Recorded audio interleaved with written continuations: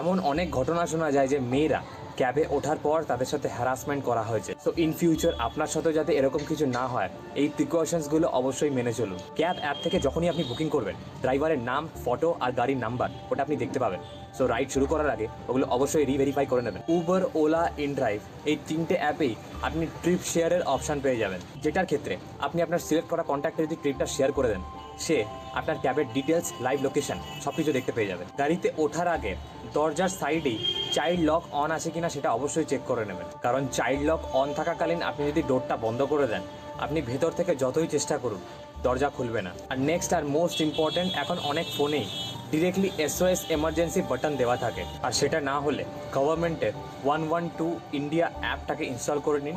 এখানে ট্যাপ করলেই ডিরেক্টলি কিছু সেকেন্ডের মধ্যে পুলিশ স্টেশন থেকে আপনার কাছে কল চলে আসবে। আর বেশিরভাগ ক্যাব ড্রাইভার ভীষণ ভালোই হয়, এগুলো জাস্ট বললাম এমার্জেন্সি পারপাসের জন্য।